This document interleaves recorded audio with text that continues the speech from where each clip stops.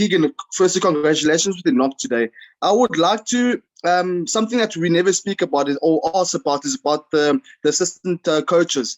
I would like to focus on the batting consultant, Justin Summons. What impact has he had in your career thus far for the Proteas?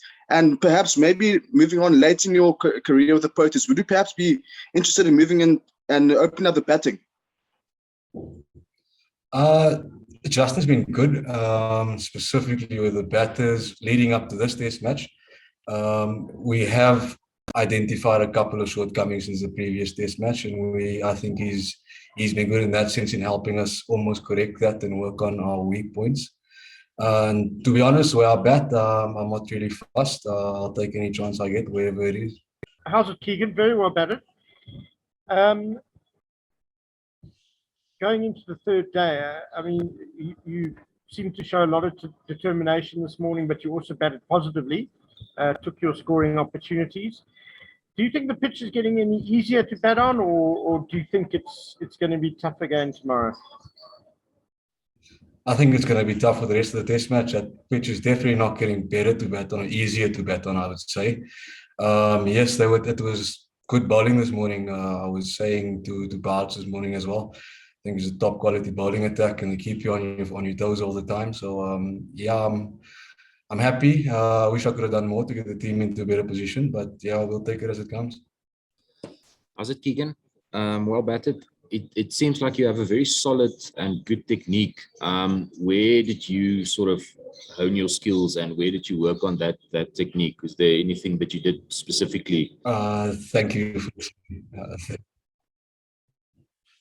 Thank you, firstly. My technique, I don't know, I've just batted the same way since I was a kid, and that's all. Probably thanks to my dad. It's only the only guy I've basically been working out through all my life. So I always tell everyone that he probably knows my technique and my game better than I do. So yeah, that's just it comes naturally, I think. Thank you so much, Spogazi. Hi, Keegan. Very well batted today. I just wanted to find out from you. We've heard what the analysts have to say in terms of the struggles that batsmen have as soon as you get to the half-century mark. But from your perspective, what would you say is the greatest challenge has been for you guys when you get to that point, particularly for you earlier on today? Yeah, they say it's a wicket where you never really in. So when you do get to that half century, you get some kind of sense that, okay, I'm in now. So it's only human to make that error. I think that's probably where we faltered. But yeah, that's the one department I think we can improve on.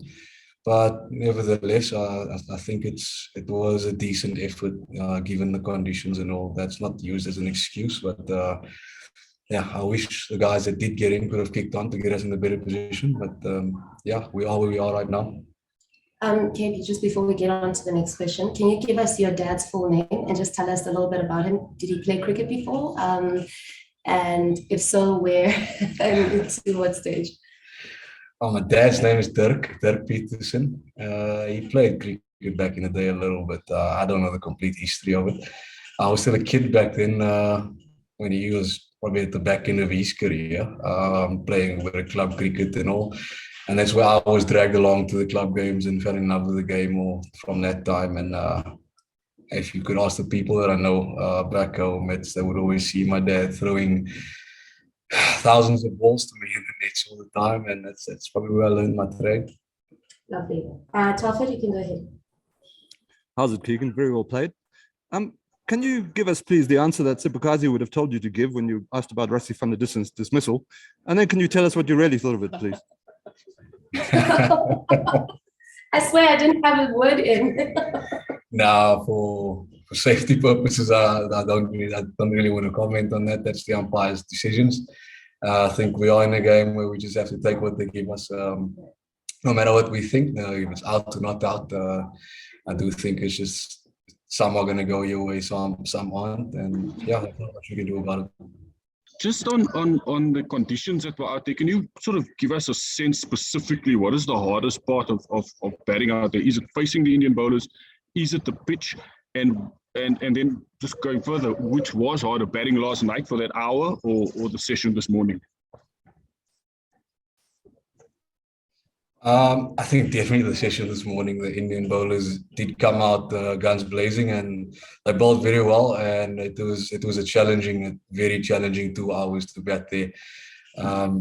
So I'd say both the conditions and the way they executed their plans or strategies or whatever they had to bring to us. I think it was just both good bowling, and the wicket was just a bit tricky. Good evening, Keegan. I was about to ask Telford's question, but it's fine. I still have another question. In the manner in which Ajinkya Rahane and Chiteshwar Pujara batted in particular, you, to an extent, and especially Temba, were able to take the game to the bowlers. With how the pitch is behaving, is that the best way to actually approach this game now that we're approaching day 3?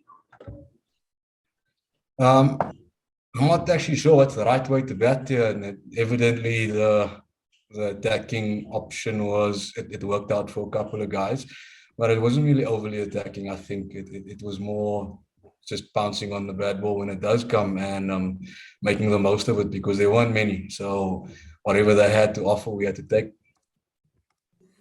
Hi KP, mooi gespeel vandaag. Do you feel that you, now that you've gotten to 62, that you have test hundreds in you, and do you feel settled on the stage now?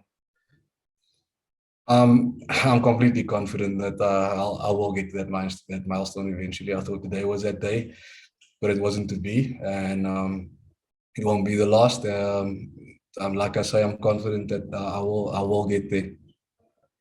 Hi, Keegan. Keegan, you're speaking a lot about the difficulties of batting on this pitch, and obviously South Africa will have to bat last. Realistically, what would you say is chaseable? I don't know. We haven't put a number to it yet. The more they get, the more difficult it's going to be for us to get. Like I said, it's a difficult bowling attack to come up against. So realistically, I'd say anything under 200 maybe would be a good total to chase. But the more they get, the more far away it gets for us, and the more we have to get stuck in there again.